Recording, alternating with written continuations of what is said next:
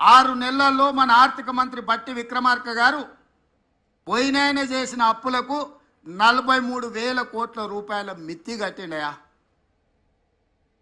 ఆయన చేసిపోయిన అప్పులకు తెలంగాణ రాష్ట్రాన్ని ఆయన తాకట్టు పెడితే ఆ తాకట్టును ఇడిపించడానికి ఈరోజు 6 నెలలలో బట్టి విక్రమార్క గారు పెన్షన్లు ఇచ్చిండు, ఫీజు రియంబర్స్మెంట్ చేసిండు, ఆర్టీసీ బస్సు ఆడబిడ్డలకు ఉచిత ప్రయాణం ఇచ్చిండు, రాజీవ్ ఆరోగ్యశ్రీ అమలు చేసిండు, 200 యూనిట్లు ఉచిత కరెంటు అందుబాటులోకి తీసుకొచ్చిండు, ఇందిరమ్మ ఇండ్లు కట్టడానికి అనుమతులు ఇచ్చిండు.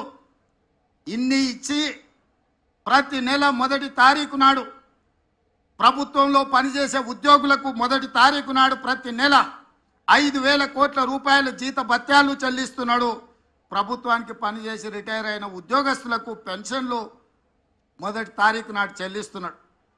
అంగన్వాడీ నుంచి ఆశా వర్కర్ల వరకు ఈ ప్రభుత్వం మీద విశ్వాసం కలిగేటట్టు ప్రతి నెల 1వ వారంలోనే వాళ్ళ జీత భత్యాలు చెల్లిస్తూ ఇన్ని కార్యక్రమాలను ఆగకుండా చూసుకుంటూ ప్రతి సమస్యను పరిష్కరించుకుంటూ ఒక్కొక్కటిగా అధిగమించుకుంటూ పోయినాయన చేసిన అప్పు 6 నెలల్లో 43,000 కోట్ల రూపాయలు చెల్లించి ఈనాడు రైతుల కోసం దాదాపుగా 12,500 కోట్ల రూపాయలు సరిగ్గా 12 రోజుల్లోనే చెల్లించి మా నిబద్ధతను నిరూపించండు.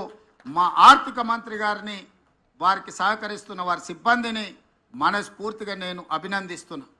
వారందరూ సహకరించడం వల్లనే ఇంత గొప్ప కార్యక్రమం చేసే అవకాశం నాకు దక్కింది. అందుకే మిత్రులారా, ఇది ఒక గొప్ప కార్యక్రమం, జీవితకాలం మనకు గుర్తుండిపోయే ఒక తీపి జ్ఞాపకం.